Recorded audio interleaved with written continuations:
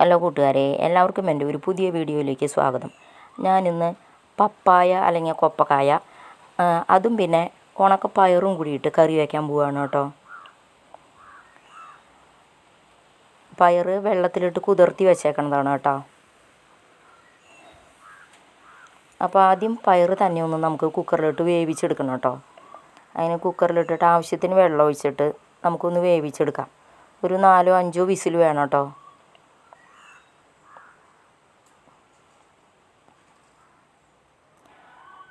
4-5 വിസിലായാൽ നമുക്ക് നിർത്താം. അപ്പോഴേക്കും നമുക്ക് പപ്പായ ഒന്ന് തൊലി കളഞ്ഞ് നുറുക്കി കൊണ്ടുവരാം കേട്ടോ.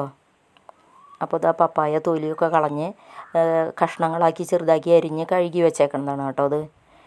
അപ്പോൾ ഇനി അപ്പോഴേക്കും പയർ വെന്തിട്ടുണ്ട് കേട്ടോ. അവിടെ ഇതാ പയർ നന്നായി വെന്തിട്ടുണ്ട്. അപ്പോൾ ഇനി ഇത് കൂടെ ഈ പപ്പായ അരിഞ്ഞത് ഇട്ട് കൊടുക്കാം കേട്ടോ.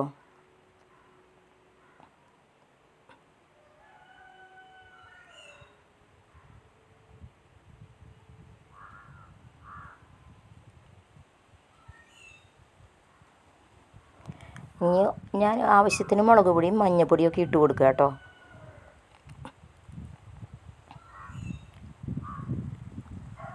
ഒരു ടീസ്പൂൺ മഞ്ഞൾപ്പൊടിയും 1.5 ടീസ്പൂൺ മുളക് പൊടിയാണ് കേട്ടോ. പിന്നെ ആവശ്യത്തിന് ഉപ്പ്, പിന്നെ കുറച്ച് വെള്ളം ഒഴിച്ചിട്ട് ഒന്ന് അടച്ച് വെക്കാം കേട്ടോ.